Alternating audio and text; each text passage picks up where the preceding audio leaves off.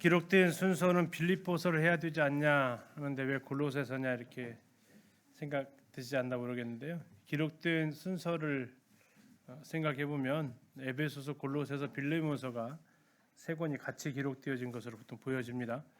그리고 빌립보서는 2년의 하반기, 빌립보서 1장을 보면 내가 풀려날 것 같다라는 걸 예측을 하고 있어서 하반기에 기록되어진 것으로 보여서 기록된 순서상 골로새서를 지금 먼저 하게 됩니다. 골로새서의 배경은 에바브라의 방문입니다. 에바브라는 이 사람은 골로새 교회 목회자였었는데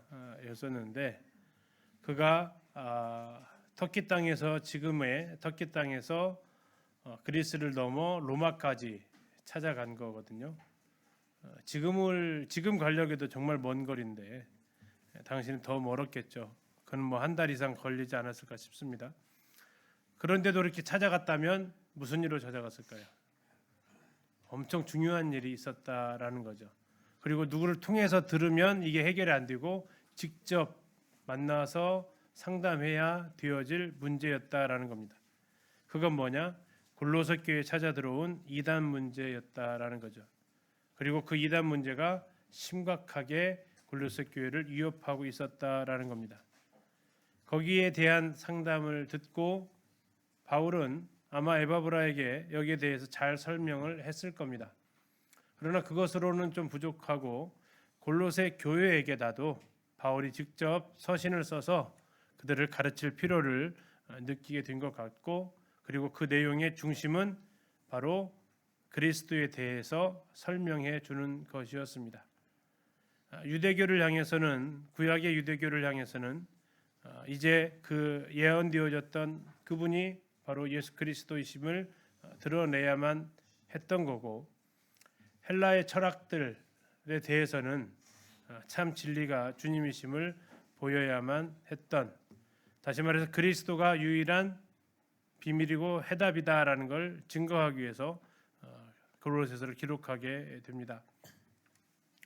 그래서 골로새서를 통해서 그리스도의 인격이 최고인 것, 골로새 교회에서 나타나고 있는 우상, 천사 숭배, 유대교의 율법적인 면, 이것과 비교했을 때 예수님을 믿는 것이 구원이 완전하다라는 것, 다음에 창조주이시고 교회 머리신 그리스도께서 모든 영적이고 실제적인 성도의 필요를 온전히 채우실 수 있다라는 것, 성도는 그리스도와 연합을 통해서 이 땅에서 어떻게 살아가는지에 대한 그 기초가 되고 지침을 주신다라는 것, 이것이 이제 골로새의 주 내용이 되겠습니다. 에베소서가 교회의 몸인 그리스도의 몸인 교회에 대해서 말하고 있다면 골로새서는 교회의 머리 되시는 예수 그리스도에 대해서 말하고 있다. 그래서 에베소서 할 때 말씀드렸던 것처럼 바울은 감옥에서 하나님의 비밀이 그리스도이시라는 사실, 그리고 그리스도의 비밀이 교회라는 사실, 그리고 교회에 이루는 비밀이 바로 복음에 있었다라는 그 사실을 체계적으로 깨닫게 되면서 이 부분을 언급을 하게 되죠. 이것은 사도 바울이 1장 1절에서 하나님의 뜻으로 말미암아 그리스도 예수의 사도된 바울과 형제 디모데는 이렇게 이야기하고 있습니다.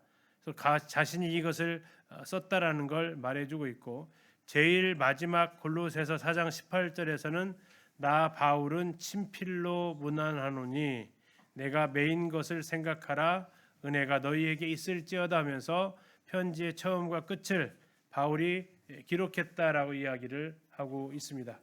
물론 이제 중간에 이것을 쓴 사람은 바울이 아니지만 바울이 마지막을 자신의 사인을 하면서 이것이 자신의 내용이 말하고 싶었던 내용이다라는 걸 확증하고 있죠. 1장 1절에 이 바울이 감옥에 있을 때 누구도 같이 있었다고 나오냐면 디모데도 같이 있었다라고 이야기를 합니다.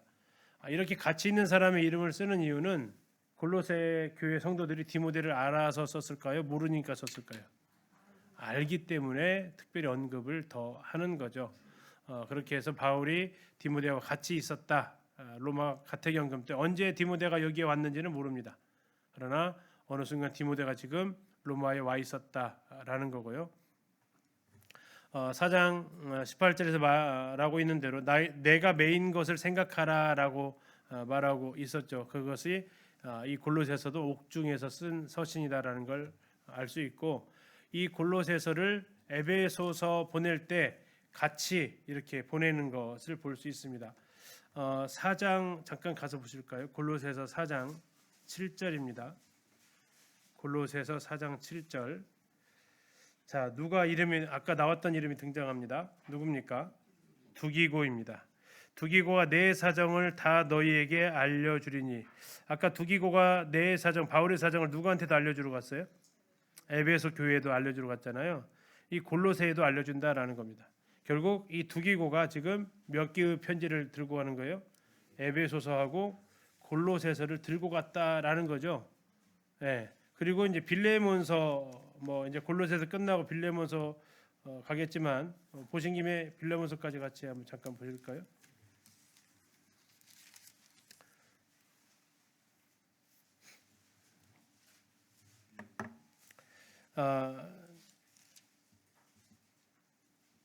빌레몬서도 이제 이것을 쓸 때 누가 문안하고 있냐면요. 1장 일단은 그 23절 먼저 잠깐 보실까요? 1장 23절. 자, 거기 누가 나와 있습니까? 에바브라. 지금 그 사람이 골로새에서 왔다고 했잖아요. 에바브라가 있는데 그 에바브라 상태가 지금 같이 있다라고 얘기를 하고 있습니다. 누구랑? 바울과 같이. 그래서 이것이 지금 골로새서랑 시기가 같은 시기였다라는 것을 같이 이렇게 보여주는 부분이 되겠습니다. 결국 이제 이 과정을 쭉 보게 되면 이 두기고라는 사람을 통해서 이 골로새에 지금 아까 빌레몬서 앞으로 잠깐 가서 보시면 2절입니다. 빌레몬서 1장 2절. 자매 아비아와 우리와 함께 병사된 아키포와 그다음 뭐라고 나와 있어요? 내 집에 있는 교회. 그러니까 빌레몬의 집에 무슨 교회가 있었다고요? 골로새 교회가 있었다라는 거거든요. 그래서 그러면 결국 골로새서 이 편지를 누구한테 갖다 줘야 돼요?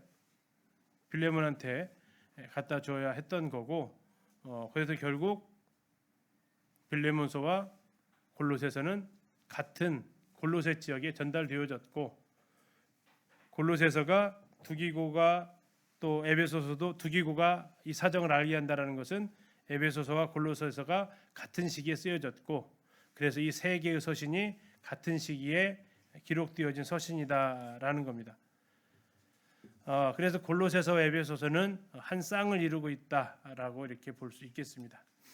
자, 골로새의 지리적인 위치를 잠시 한번 이렇게 좀 보시면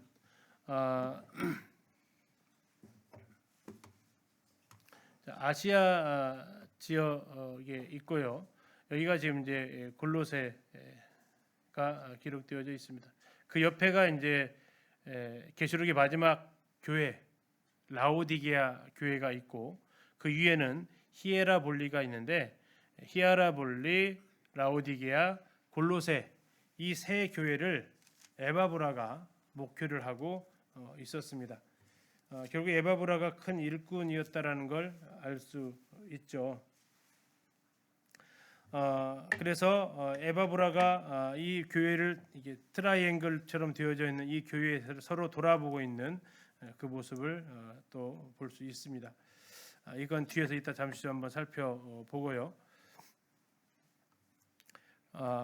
골로새는 소아시아, 지금의 이제 그 터키 서쪽이죠. 소아시아 서남쪽에 위치해 있고 에베소에서 약 160km 정도 떨어져 있습니다. 동쪽으로. 골로새는 아까 말씀드린 대로 라오디게아, 히에라볼리도 성경에 나와 있는 교회입니다. 함께 번영했던 트라이앵글을 이뤘던 교회였고요.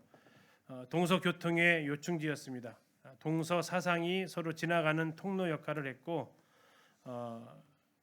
키루스가 고레스 왕이죠. 사대를 정복하러 갈 때 이 골로새 지역이 숙소를 제공해 줄 정도였다라고 하면 상당히 큰 도시고 그쪽으로 서쪽으로 정복으로 갈 때 들렸던 도시였기 때문에 그 정도로 요충지였다라는 겁니다. 바울 시대의 인구가 감소하고 있었고 옛날에 번영의 자취가 남아 있는 조그만 도시로 내려가고 있었습니다. 그 이유 중에 하나가 라오디게아가 점점점 커져 있었다라는 거고 히에라볼리도 점점점 커져가고 있었습니다. 그 이유는 라오디게아는 경제적인 이유 때문에 커져가고 있었고 히에라볼리는 의료적인 이유 때문에 커져가고 있었습니다.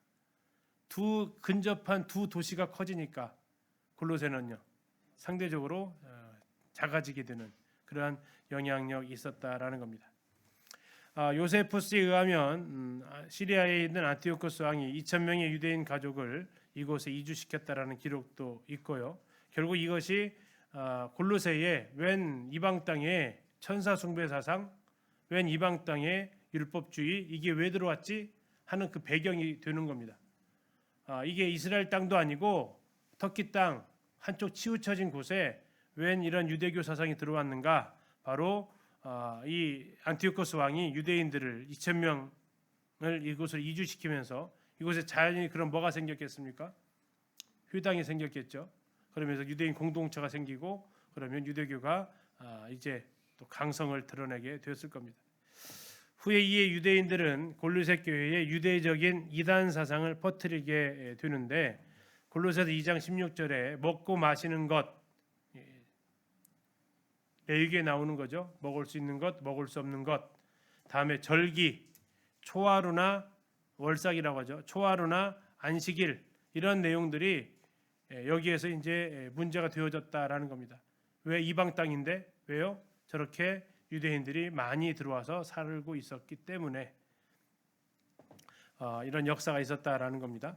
바울은 이곳을 직접 방문하지는 않았습니다.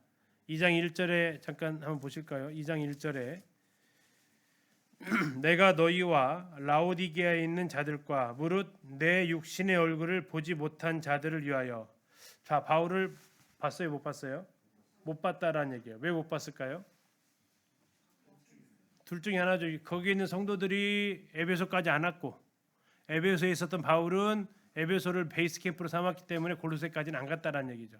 그럼 그들에게 어떻게 복음이 그들에게 들어갔느냐? 바로 이 에바브라가 골로새에 있던 에바브라가 무슨 이유인지 모르지만 에베소로 왔고 에베소에서 바울이 두란노에서 강론할 때에 복음을 듣고 그가 이제 뭐 한 거예요?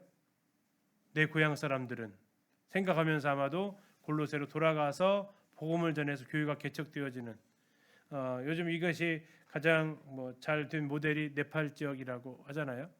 카트만두에 와서 복음 듣고 그 형제들이 포카라라든지 이런 지역으로 고향으로 가서 다시 교회 개척하고 이런 일들이 이제 당시에도 있었다라는 거죠. 라오디게아 교회도 바울의 모습을 본 적이 없고 골로새도 본 적이 없고 아마 히에라볼리도 본 적은 없을 겁니다. 자, 왜 방문하지는 않았기 때문에 그렇습니다. 에바브라가 이제 이곳을 개척했다라는 걸 알 수 있습니다. 자, 골로새 교회는 앞에서 보셨던 대로 빌레몬의 집에서 모였다라고 이야기하고 있습니다. 내 집에 있는 교회 이렇게 이야기하고 있죠. 그 가운데 이제 유명한 사람이 빌레몬서에서 보게 될 오네시모라는 사람이고요. 오네시모가 이제 이곳에 빌레몬의 집에서 종으로 살다가 피해를 끼치고 로마 가서 바울을 만나서 구원받는 이 일이 있었던 사람이기도 합니다. 에바브라가 골로새 교회에 들어온 그 이단들을 고민하면서 결국 로마까지 찾아오게 되고 주 사역자가 흔히 말하는 대로 잠깐 자리를 비운 게 아니라 얼마 동안요? 몇 달을 비운 겁니다. 근데 몇 달을 비웠을 뿐만 아니라 나중에 이 에바브라가 분명히 로마에 바울을 만나러 갔어요. 근데 에바브라가 무슨 일을 당하냐? 감옥에 갇혀요. 같이. 아까 그래서 빌레몬서에 나와 있는 거예요. 같이 갇혀 있어요. 왜 갇혔을까요? 바울과 똑같은 죄목을 졌을 겁니다. 복음 전에서 갇히게 됩니다. 결국 그러면 에바브라가 빌레몬에 있었던 골로새 교회를 향해서 갈 때는 나 바울 만나보고 올게라고 했을 거예요. 그런데 지금 올 기약이 어떻게 돼요? 사라져 버렸어요. 그러면 골로새 교회는 어떻게 해야 돼요? 바울이 그래서 지금 골로새 4장 17절에 부탁을 하는 겁니다. 골로새 4장 17절 잠깐 보실까요? 골로새서 4장 17절. 아키포에게 이르기를, 자 아까 빌레몬서에서 아키포 봤습니다. 빌레몬의 아들입니다. 아키포에게 이르기를 주 안에서 받은 직분을 삼가 이루라. 이게 무슨 말일까요? 주 안에서 받은 직분을 삼가 이루라. 교회 잘 목회해라라는 의미입니다. 왜? 에바브라가 지금 당장 못 간다. 이제 방문으로 왔을 때는 언제든지 갈 수 있었지만 지금 갇혀 있다. 당장 못 가니까 아키포 빌레몬의 아들, 네가 교회를 좀 돌아보는 그 직분을 감당해라라고 편지를 써야만 했다라는 거죠. 얼마나 기다렸겠습니까? 에바브라 분명히 이 문제 때문에 갔는데 올 기약이 없으니까. 그래서 이 편지를 통해서 아키포에게 이 상황을 알려주기 위한 목적이었다라는 거죠. 세 번째, 로마에 도착해서 바울에게 보고한 후 에바브라가 투옥됩니다. 앞에서 읽어봤습니다. 그리스도 예수 안에서 나와 함께 갇힌 자 에바브라, 갇혔다라고 얘기했잖아요. 아까 아마 복음 전했을 것이고, 바울은 자신이 신뢰하는 수제자 가운데 한 사람인 두기고를 보냅니다. 이때 누구도 같이 보냈다고 그러면요, 오네시모도 같이 보냈을 것을 봅니다. 그래서 오네시모 빌레몬서 거기에 내용이 나와 있는 거죠. 골로새서 4장 위로 가셔서 오네시모를 같이 보냈다라는 것 잠시 한번 보면요, 4장 8절입니다. 4장 8절 9절입니다. 4장 9절. 신실하고 사랑을 받는 형제 누구요? 오네시모를 함께 보내노니 그는 어디에서 왔다? 너희가 어디예요? 골로새에서 왔다라는 거죠. 그렇죠? 그는 너희에게서 온 사람이다. 그들이 두기고랑 오네시모가 여기 일을 다 너희에게 알려줄 것이다. 아마 제일 누가 놀랐을 것 같아요? 빌레몬이 아마 깜짝 놀랐을 겁니다. 갑자기 익숙한 이름이 등장하는데 그 앞에 수식어가 이상해요. 이 이 나쁜 놈 이런 표현이 아니라 신실하고 실진하게 만들어 사람을. 예. 신실하대. 그 진짜 도둑놈 이 도둑놈이 갑자기 바울이 초대장을 썼는데 뭐 나한테 그렇게 막대한 피해를 끼친 그 녀석이 뭐 신실하고, 두 번째는 또 뭐라고요? 사랑을 받는다고. 와, 저주를 안 받으면 다행인데 사랑을 받는다고 하면서 뭐라고? 형제라고. 예, 이 하나하나가 이제 이것을 받아든 아키포 또 빌레몬 혈압 올라가는 소리죠. 바울이 한번 상상해 보세요. 두기고한테 야, 빌레몬서를 먼저 주라겠을까요? 골로새서를 먼저 주라겠을까요? 예, 뭘 먼저 받아야 빌레몬 충격이 좀 덜할까요?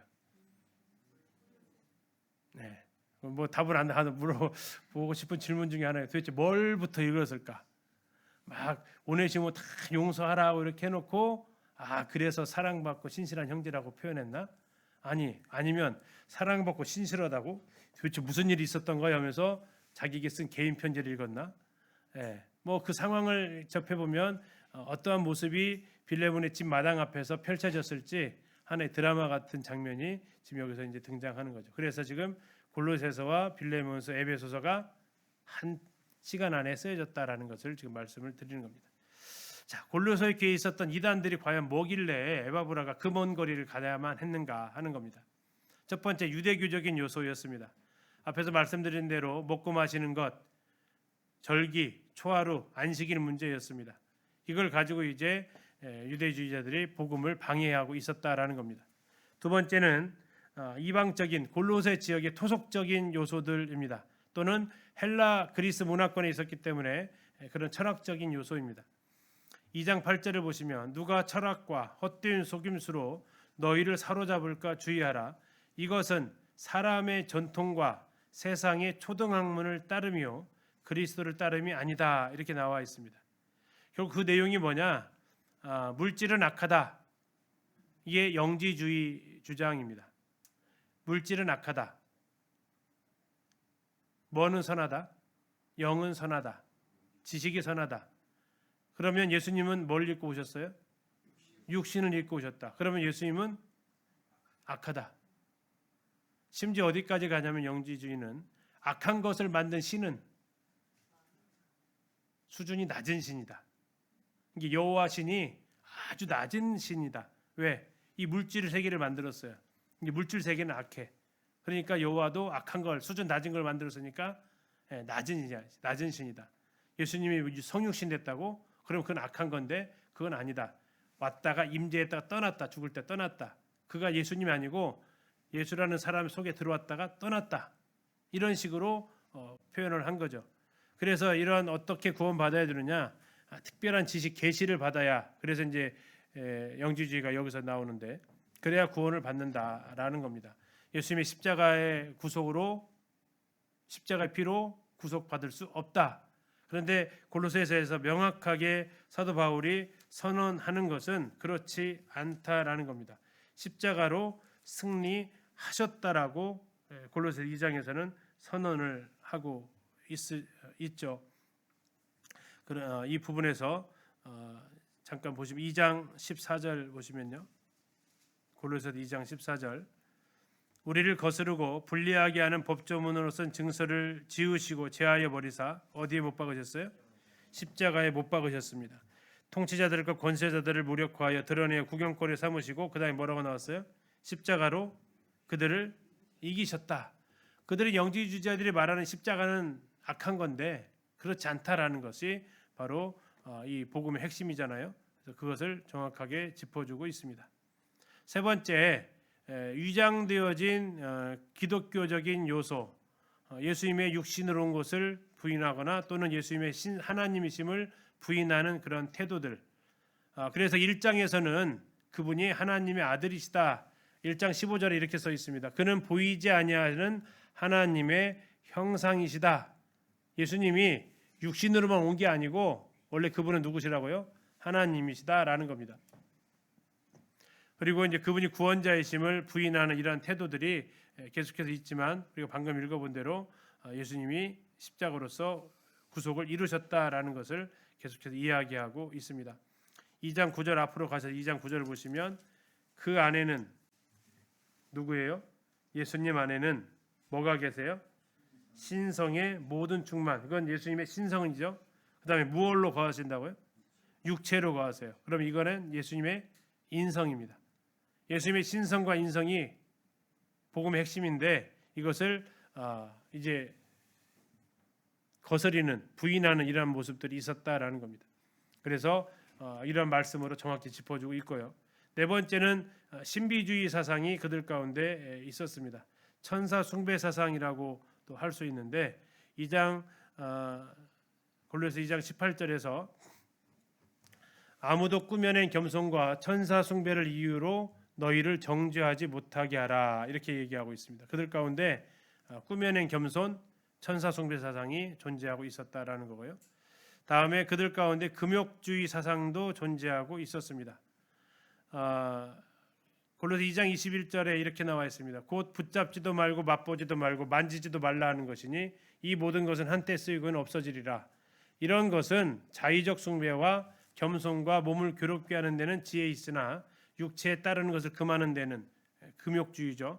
조금도 유익이 없다라고 하면서 이런 것을 가지고 하는 금욕주의 사상. 이것도 금욕주의도 그 헬라 철학 중에 하나죠. 스토아파가 주장했던 금욕주의입니다. 바울이 아테네에서 싸웠던 두 학파가 있잖아요. 하나가 에피쿠로스 학파는 쾌락주의라고 얘기하고 여기 스토아 학파는 금욕주의라고 하는데 이런 사상들이 철학적인 사상들까지 특히 금욕주의 사상이 들어와 있었다라는 겁니다. 그게 어디냐? 골로새라는 거죠. 골로새 가면 골로새인 것을 아는 것은 딱 두 가지입니다. 하나는 이 간판, 또 하나는 아주 훼손된 입간판. 두 가지만 골로새인 것을 말하고 있는 상황이죠. 그러나 여기에 가게 되면 여기를 안 가려고 그래요. 왜 안 가려고 그냥 뭐 볼 거 있다고 가냐라고 얘기를 해요. 뭐 볼 거 있어서 가는 게 아니라 여기는 신약 27권 중에서 두 권이 여기를 배경으로 하고 있다라는 거죠. 뭐가요? 골로새서와 빌레몬서. 그래서 이제 마음 가운데서는 제발 가이드가 여기에서 골로새서와 빌레몬서 얘기 좀 해줬으면 좋겠다는데 5번 갔는데 한 명도 골로새서 빌레몬서 얘기를 여기서 하시는 분이 안 계세요. 참 아쉬운 부분이죠. 볼 거 없죠? 가십시다. 바로 내려오는 아쉬움이 있는데 아무튼 그러나 여기에서 에바브라의 사역의 모습, 여기에서 빌레몬의 교회 안에 있었던 모습, 오네시모가 어떻게 왔을까? 저 길을 버스 타고 우리가 들어왔던 저 길을 그가 어떠한 모습으로 어떠한 마음으로 걸어 들어왔을까 하는 것들을 이렇게 상상해 볼 수 있으면 참 더없이 은혜로운 자리가 될 것 같은데 그것이 좀 아쉬운 자리가 바로 이 골로새입니다. 골로새 이 땅에 서서 그 맞은편에 있는 호나제산을 바라봅니다. 호나제산 딱 보시면 저 정상에 어떻게 생겼어요? 눈이 있습니다. 만년설이라고 하죠. 만년이 만년 동안 눈이 있는 게 아니고 9개월 이상 이렇게 눈이 있으면 만년설이라고 하는데 여기도 한 그 정도는 눈이 쌓여 있다고 합니다. 자, 저 눈이 이제 시간 지나면 어떻게 돼요?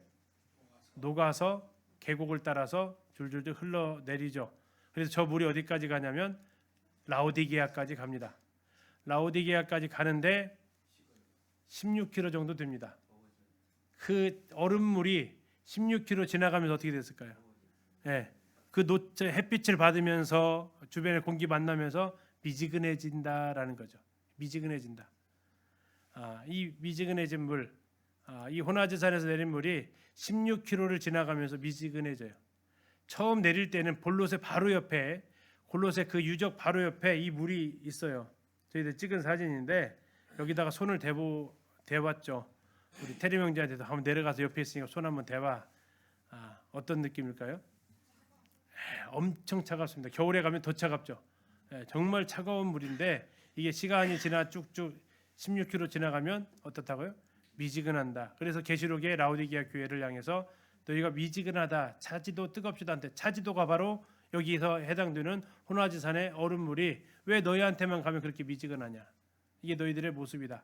자, 또 하나 그 라오디게아에 흐르는 물이 있는데 그 물이 흐르는 장소가 라오디게아 아까 삼각형이라고 그랬죠? 골로새 있고 라오디게아 있고 또 하나가 히에라볼리가 있습니다. 히에라볼리가 성경이 있다라는 걸 터키 그리스 가서 아신 분이 꽤 계세요. 찾으셨습니까? 골로새 4장에 12절부터 읽어드리면 그리스도 예수의 종인 너희에게서 온 에바브라가 너희에게 문안하느니라. 에바브라입니다. 그가 에바브라가 항상 너희를 위하여 애써 기도하여 너희로 하나님의 모든 뜻 가운데서 골로새 교회입니다. 완전하고 확신 있게 서기를 구하니 그가 너희와 골로새와 그 다음에 어디요? 라오디게아에 있는 자들 그리고 또 어디까지요? 히에라볼리에 있는 자들을 위하여 많이 수고하는 것. 결국 에바브라가 몇 개의 교회를 돌아봤다고요? 3개의 교회를 돌아봤다고요. 골로새를 개척했던 그가 라오디게아 눈바의 집에 있었습니다. 그 골로새서에 보면 라오디게아 교회가 눈바의 집에 있었다라고 나오는데요. 자, 성경책 펴 계시니까 잠깐 보실까요? 15절입니다. 4장 15절. 4장 15절. 라오디게아에 있는 형제들과 눈바와 그 여자 눈바입니다. 눈바의 집에 있는 뭐요? 교회. 그러니까 라오디게아에 있는 형제들이 누구 집에 모여 있었다? 눈바의 집에 모여 있었다. 라오디게아 교회는 눈바의 집에서 모였던 왜냐하면 그때는 다 가정교회였으니까 그 교회의 모습이었다라는 거고 방금 이제 보셨던 대로 히에라볼리까지 누가? 에바브라가 돌아봤다. 터키 성지순례 가서 그 왜 관광지 파묵갈레를 가냐? 파묵갈레가 히에라볼리이기 때문에 가는 거죠.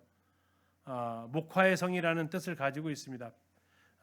이 터키 말로 칼레가 성인데 파묵이 목화고 그래서 목화성 보면 하얗습니다. 이 하얀 게 뭘까요? 석회입니다.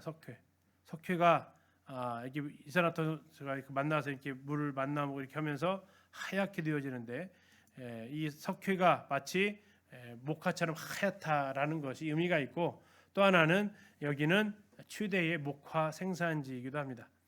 히에라볼리 가서 이렇게 보면 여기가 이제 아까 말씀드렸던 것이 뭐였냐면 라오디게아는 경제적으로 부유했고 그래서 계속 커집니다. 히에라볼리는 의료적으로 계속 유명해집니다. 커집니다. 의료적으로 더 유명했던 도시는 버가모입니다. 우리 7교회에서 두할 때 버가모 교회에 아스클레피온 신전이라는 것이 있어요. 거기에서 이제 치료를 했다라는 거죠. 그런데 여기도 의료 쪽으로 유명했다라는 거예요. 그런데 여기는 뭐가 유명했냐면 지금 뭐가 보이시냐면 이게 제일 끝에 이게 있습니다. 뭐가 있어요? 묘지가 있어요. 묘지. 여기 의술로 유명하다면 왜 묘지가 있을까요? 돌아가시기 전에 요양하러 가시는 장소가 됩니다. 예, 버가모는 고치러 가는 거예요. 근데 버가모에서 못 고쳐 그러면 이제 어디로 가요? 이쪽 파묵갈리 히에라볼리로 가요. 그러니까 그 7개 교회에서 버에서 못 고치면 이제 내려옵니다. 라까지 내려오면 히에라볼리가 있어요. 거기서 못 고친다 그러면 일로 내려와요. 그리고 나머지 여생을 어디서 보내요? 이 히에라볼리에서 보내요. 왜 그럼 여기가 이렇게 유명해졌냐? 온천이 나오니까. 온천이 나오니까. 이번에 갔던 이 공동묘지에서 신라 시대 경주에 있는 무덤의 모양의 고분이 거기에 있어요. 진짜 신라 시대랑 똑같아. 그래서 이제 그 연구하시는 분이 이거 아마도 이쪽 사람이 한국 사람이 거기까지 갔을 수도 있다. 실크로드 따라서 갔는지 어떤지는 모르겠지만 이게 전혀 불가능한 얘기는 아니다 할 정도로. 근데 확인할 수 없는 것은 도굴이 돼가지고 하나도 없어. 근데 무덤의 모양은 4개가 있어요. 그런 모양이. 잔디로 봉분을 씌우고요. 돌로 그 테두리를 둘렀어요. 누가 봐도 가서 저도 딱 봤지만 진짜 이거 많이 본 무덤 형태다. 근데 그 근래에는 그렇게 무덤 쓰는 사람들이 없대요. 이게 고치러 왔는데 못 고치고 어떻게 된 거예요? 여기서 죽으시니까 그렇게 무덤 만들어 놓은 건데 무덤 크기가 진짜 커요. 우리 예배당 한 4분의 1만 해요. 커다래요. 이런 것들이 바로 이 어디에 있었냐? 히에라볼리. 고치러 온 게 아니라 못 고친다고 여기서 돌아가시려고 이제 오신 거죠. 여기까지 가봤는데 이제 이렇게 많이 왕성했던 것이고 원형극장도 이렇게 있고요. 여기에 지금 하얀색으로 보여지는 것이 그 온천입니다. 뒤에 이제 사도 빌립이 여기에서 복음 전하다가 죽었다라고 전해지는 빌립 기념교회까지 이번에 가서 봤는데 히에라볼리에 이 극장이 있습니다. 극장 크기를 보면 뭐라 할 수 있을까요? 인구의 크기를 압니다. 극장 크기가 아시는 분이 나타났죠? 극장 크기가 15,000명 수용입니다. 그러면 10분의 1이 극장의 인구니까 이 극장은 몇 명일까요? 15만 명. 상당히 큰 도시였다라는 거죠. 지금 뭐 정없이 남원시 인구 해봤자 10만 명도 안 되는 도시예요. 근데 그 당시에 이렇게 큰 도시였다라는 거죠. 그럼 여기에서 온천에도 온천료 가죠. 공연하면 공연 보고 있죠. 그냥 여생 보내기에 딱 좋은. 그래서 무덤이 그렇게 별도로 형성되어져 있는 그 모습까지 이렇게 볼 수 있습니다. 그리고 거기서 좀 더 올라가면 사도 빌립의 무덤이 있어요. 빌립 하면 이제 7집사에 해당되었던 그 빌립이 있는가 하면 예수님 12제자의 빌립이 있는데 여기는 예수님 12제자의 빌립으로 전승되어져 오는 곳도 있습니다. 근데 이제 문제는 왜 빌립이 여기까지 왔지 하는 거죠. 뭐 도마는 인도까지 갔다고 합니다. 뭐 못 갈 일은 없을 것 같고요. 교회사에서 이렇게 이야기를 합니다. 사도 빌립은 생을 마감할 때까지 선지자로 활동했던 그의 2딸과 함께 매장되었다. 선지자로 활동했던 2딸이라고 하면 이건 집사 빌립인데라고 이렇게 생각도 되어지는 거죠. 빌립에게도 그 2딸이 선지자 역할을 했으니까. 그러나 여기는 이제 사도 빌립이다라고 이렇게 보통 학자들은 이야기를 합니다. 그리고 여기서 조금 더 올라가면 그 기념교회가 있는데 바로 지금 이 하얀 대리석 있는 데 있죠. 이 대리석 있는 데가 사도 빌립이 죽었다라는 곳, 그곳을 기념해서 팔각형의 교회를 세웁니다. 도대체 빌립은 왜 여기서 죽었나? 이렇게 문헌을 찾아보면 그가 이제 복음을 전하기 위해서 여기저기를 다닙니다. 뭐 바울이 이방으로 갔던 것처럼 그도 다녔는데 그가 여기까지 오게 돼요. 히에라볼리까지 와서 복음을 전하는데 히에라볼리에 당시 유명했던 신이 아스클레피온이라는 그 신입니다. 뱀입니다.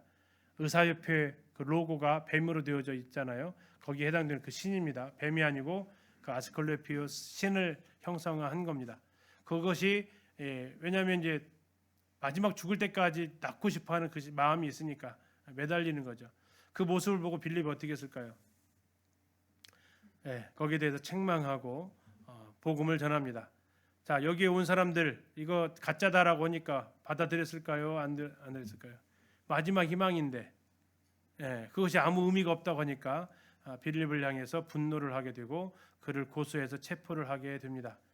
그래서 전승입니다. 전승에 하면 빌립이 여기서 십자가에 거꾸로 매달려서 순교했다고 전해지고 그가 십자가에 매달려 죽은 것으로도 부족해서 일부 사람들은 그에게 돌을 던졌다라는 그래서 나중에 이곳에 기념교회를 세웠다라는 거죠.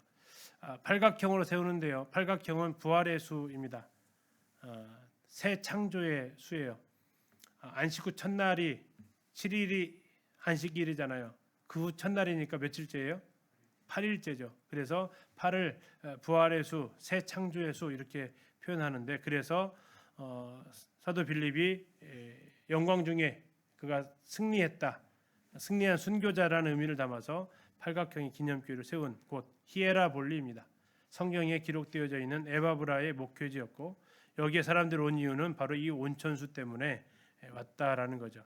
지금 이제 조격 같은 것을 하고 있는데요. 이게 노천 온천물입니다. 몇 년째 흐르고 있을까요? 2000년 이상 되었습니다. 한 2500년 이상. 지금도 온천물이 나오고 있습니다. 끓인 물이 아니고 지금도 온천물입니다. 이 온천물을 이 온수관을 통해서 보냅니다. 어디로? 약 10km 정도 떨어져 있는 라오디게아 교회로. 자, 지금은 이제 한 2000년 쓰다 보니까 열이 많이 식어서 막 뜨겁지는 않습니다. 근데 40도 이상이 되는 물이 10km 흘러가면서 자, 따뜻한 걸 조금 보존하기 위해서 관을 씌웠습니다. 그래도 10km 지나가면요. 미지근해지죠. 미지근해요. 그래서 또 미지근해집니다. 그러니까 골로새에서 오는 물도 16km 달려오면 시원했던 물도 미지근해지고 히에라볼리에서 온천물도 10km 정도 달려오면 미지근해지고 뜨겁지도 차지도 않은 교회 라우디게아 교회. 근데 이제 이것을 잘못 쓰시는 분들이 계세요. 저도 가기 전까지는 그렇게 알았고 뭐라고 했냐면 히에라볼리의 뜨거운 물과 골로새의 얼음물이 만나서 그곳에서 미지근해진다. 그게 아니고 만나서 미지근해진 게 아니라 만나지는 않습니다. 하나는 관을 통해서 집 안으로 들어가고 하나는 냇가로 올라가는데 여기만 오면 시원한 물도 미지근해지고 뜨거운 물도 미지근해지는 게 만나서 미지근해지는 게 아니고요. 맥도날드 형제님도 만나서 미지근해진다라고 이렇게 기록을 해 놓으셨어요. 안 가보신 것 같아요. 그러나 만나서 미지근해진 게 아니라 흘러오면서 미지근해진다라는 겁니다. 나중에 라오디게아 교회 할 때 조금 더 이렇게 보도록 하겠습니다.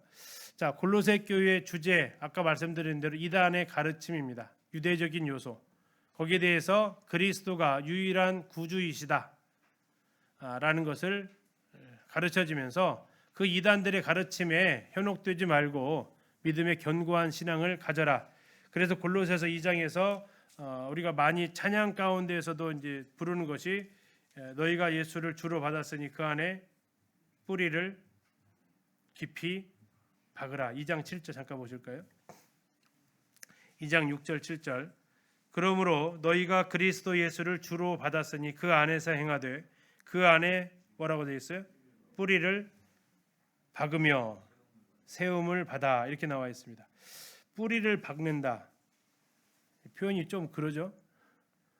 뿌리를 박아요, 내려요? 내리는데 내리는 것으로 양이 안 차는 것 같아요. 뿌리를 그냥 박으라고 했어요. 뿌리를 박아라. 이건 식물이죠. 다음에 세움을 받으라. 세움은 뭘 얘기할까요? 건축입니다. 건물입니다. 그래서 자연계 영역이든 인간계 영역이든 어쨌든 이 부분을 이야기하면서 견고해져라라고 이야기를 합니다. 그러면서 예수 그리스도 그분이 누구이신지를 잘 설명합니다. 하나님의 형상이시고 창조주이시고 만물보다 먼저 계셨고 죽은 자들 가운데서 처음으로 부활하셨고 하나님의 충만한 신성이 몸에 계시고 하나님의 인간을 화해시키는 유일하신 분이다. 에베소서에서는 1장 14절 이후부터 교회에 대해서 장황하게 설명하면서 23절에서 교회가 뭐라고 했어요? 만물을 충만케 하시는 자의 충만이다. 이렇게 교회에 대해서 설명했다면 골로새에서는 1장에서 예수 그리스도에 대해서 이렇게 강조를 하고 있다라는 겁니다. 그래서 인간들이 만들어낸 철학, 특히 영지주의 허구성과 대비해서 그리스도의 완전하심을 보여주고 있다라는 게 골로새서의 특징입니다. 골로새서에서는 보다 심오한 삶을 얘기합니다. 깊이 내려라 뿌리를. 그래서 흔들리지 말아라라고 얘기합니다. 1장 23절에서 너희가 믿음에 거하고 터 위에 굳게 서서 복음의 소망에서 흔들리지 아니하면 흔들리지 않는 그래서 깊은 심오한 건축을 해라. 두 번째 고귀한 삶을 얘기합니다. 세움을 입어 앞에서 읽어드렸죠. 세움을 입었다라는 건 서 있다라는 거고 그것은 위를 향한 건축을 이야기합니다. 내적인 안으로의 건축을 얘기합니다. 골로새 3장 3절에서 이는 너희가 죽었고 너희 생명이 그리스도와 함께 하나님 안에 감추어졌다 하면서 안으로의 건축을 얘기합니다. 하나님 안으로. 네 번째로 밖으로의 건축입니다. 의인에게 대하여서는 지혜로 행하여 세월을 아껴라. 밖으로. 그러니까 아래로 위로 안으로 밖으로 그리스도인이 이렇게 살아가야 되는데 그 이유는 그리스도께서 우리의 완전한 분이 되시기 때문이다. 그리고 앞에서 말씀드린 것처럼 에베소서는 몸에 대해서 강조했다면 골로새서는 머리에 대해서 강조하고 있다. 결국 에베소서와 골로새서는 둘이 하나가 되어지면 온전한 머리와 온전한 몸이 보여지는 책이다라는 거죠. 세 번째는 이단 사상이 헛되다라는 거. 골로새에 들어와 있는 여러 가지 이단 사상들에 대해서 말씀하고 있습니다. 그건 앞에서 이제 살펴보았고요. 이건 골로새서는 4장까지 되어져 있죠. 앞에 2장은 이론입니다. 그러면 뒤에 2장은 실제고요. 앞에 2장이 원리라면 뒤에는 적용이 됩니다. 그런데 이게 같은 시기에 쓰여졌다라는 것을 보게 되는 이유 중에 하나가 여기도 가정의 문제를 다뤄요. 여기도 상정과 주인의 문제를 다뤄요. 에베소서와 똑같이 실제적인 삶의 원리에 있어서는 구조도 똑같습니다. 이론과 실제. 에베소서도 그랬거든요. 다만 분량이 에베소서가 6장, 골로새서는 4장. 왜 그럴까요? 자주 만나는 사람한테 할 얘기가 많아요? 처음 보는 사람한테 할 얘기가 많아요? 자주 만나면 할 얘기가 많아요? 자주 만나서 할 얘기 다 했을 텐데. 네, 자주 만나야 할 얘기가 많죠. 에베소를 더 잘 알아요? 골로새를 더 잘 알아요? 에베소를 더 잘 알죠. 그러니까 에베소를 향해서는 더 할 말이 많죠. 아는 게 더 많으니까. 그래서 해줄 말도 더 많고 더 안타까움도 크고 골로새서는 4장, 에베소는 6장에 기록을 하게 됩니다. 그래서 에베소와 골로새서가 이제 같은 시기에 쓰여진 책이기 때문에 이제 골로새서를 다음 주부터 1장부터 같이 살펴보도록 하겠습니다. 자, 형제님 기도해 주시면 감사하겠습니다.